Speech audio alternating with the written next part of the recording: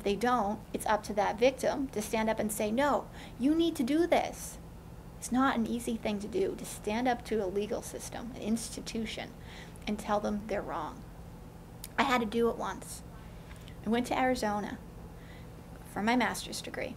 And living in the state of Massachusetts, we all know that it has one of the highest insurance rates in the nation. So I was all for changing my license over. And so I went to get my license turned over. And unfortunately, I didn't have enough cash on me, and I couldn't use my credit card because that was their rules for some odd reason. So I went back the next day. And I ended up meeting up with a different individual that I had originally spoken to. And she said, we need to call the medical review board to find out what restrictions need to be on your license. And, that I had no problem with that, because I always wondered why there wasn't at least restrictions of you must wear your eyeglasses while driving on my Massachusetts one. So I had no big deal about it.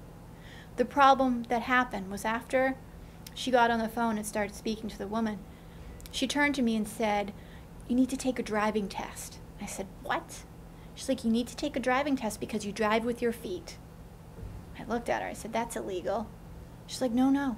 All challenged individuals who come in the state of Arizona need to take a driving test. Again, I said, it's illegal. Have you ever heard of the Americans with Disability Act? They tried to prove to me over a 3-month span, and I'm not sure how many phone calls, that they were right and their state statutes were right and my federal one was wrong. I ended up going to a judge's hearing, memorizing parts of the ADA off the top of my head and their statutes. Went into a hearing on my own without any legal advice. Stood up there in front of the judge. Before it all started, the judge looked at me and said, you've caused a lot of havoc, young lady. I looked at him. I said, I'm a woman of principle, and this is discrimination. The hearing started and ended. At the end, he shook my hand and said, you can get your license, and promptly asked to see my car. Went back down the next day again. They tried to say, we need to put restrictions on your license. The next thing out of the woman's mouth was, we need to write hand controls. I got on the phone that time and talked to the woman. I said, I have no hand controls. What do you want on my car? Why? Well, if someone needs to move your vehicle. I stopped her in mid-sentence and said, if anyone wants to move my vehicle and they get it and drive them, I will sue them.